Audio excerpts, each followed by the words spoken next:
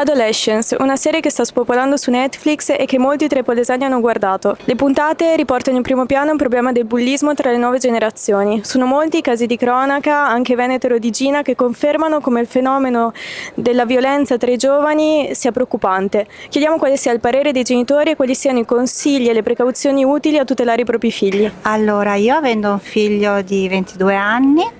e fin da quando era piccolo, 13-14 anni, così, che mi pare sia l'età un po' più difficile, no?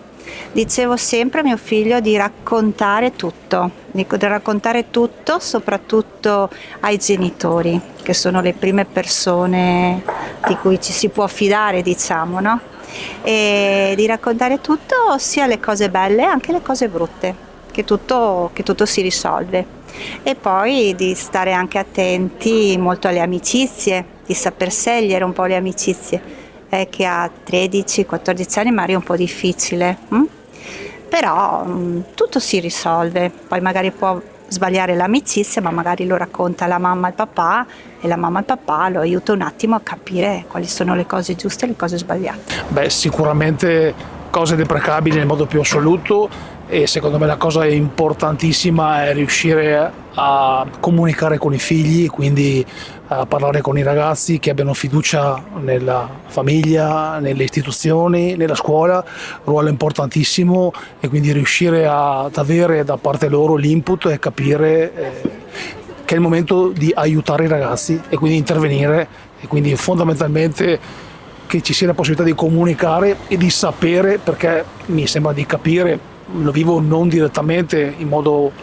diretto, ma lo capisco, che la cosa importante è riuscire a capire che questi eventi avvengono e quindi intervenire ed aiutarli, perché c'è bisogno assolutamente di aiuto, e quindi anche la scuola e le istituzioni possono fare comunicazione e formazione e informazione su questo. Allora, il bullismo c'è sempre stato perfino dai miei tempi, io sono di una certa, e una volta si subiva, si stava zitti e si veniva a casa, si aveva paura dei genitori, perché magari dicevano che non valevi niente, loro stessi erano stati bullizzati, cioè è una cosa che purtroppo chi ha dei problemi agisce su quello che sembra il punto debole. Quello che c'è sempre stato in casa mia è l'apertura, parla di qualunque cosa, la bella, la brutta, la strana,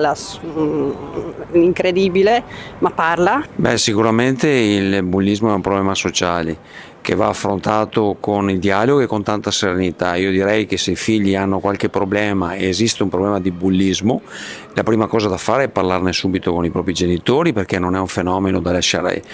così com'è, ma va assolutamente risolto. Quindi io credo che con il dialogo e con i contatti, e parlando anche dove succedono queste sedi, che può essere a scuola, può essere a un ritrovo, può essere in qualsiasi ambiente, assolutamente la strada da prendere è quella di discuterne, non stare in silenzio e portarsi dentro questo enorme problema.